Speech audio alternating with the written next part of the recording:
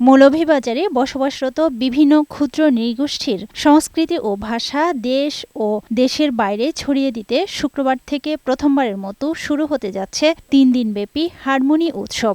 শ্রীমঙ্গল উপজেলা প্রশাসনের সহযোগিতায় ও বাংলাদেশ ট্যুরিজম বোর্ডের উদ্যোগে এই মেলা অনুষ্ঠিত হতে যাচ্ছে। এবারের মেলায় খাসিয়া, গারো, মণিপুরী, ত্রিপুরা, সাঁওতাল, ওরাও সহ ২৬টি জনগোষ্ঠী অংশ নিচ্ছে। ৪৯টি স্টলের মাধ্যমে এসব সম্প্রদায়ের মানুষ নিজেদের সংস্কৃতি ও জীবনধারা তুলে ধরবেন।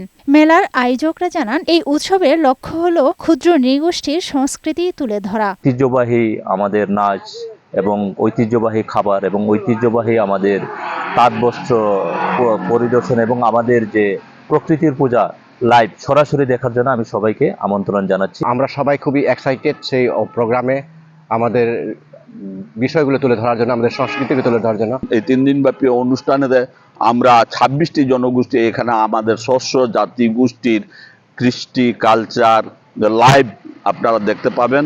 সকল ক্ষুদ্র নৃগোষ্ঠীকে এক মঞ্চে আনতে উৎসবটির আয়োজন করা হয়েছে বলে জানিয়েছেন উপজেলা নির্বাহী কর্মকর্তা। আমরা আশা করছি এখানে যে এই উপজেলায় ক্ষুদ্র নৃগোষ্ঠীরা বাঙালি জনগোষ্ঠীদের সাথে মিলেমিশে যে সংস্কৃতির মিলবন্ধন গড়ে তুলেছে সেটাকে আমরা এই প্রোগ্রামের মাধ্যমে উপস্থাপন করতে পারব।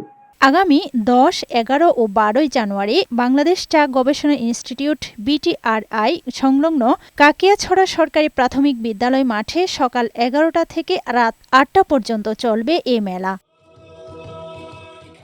আফরোজা সুলতানা, বৈশাখী সংবাদ।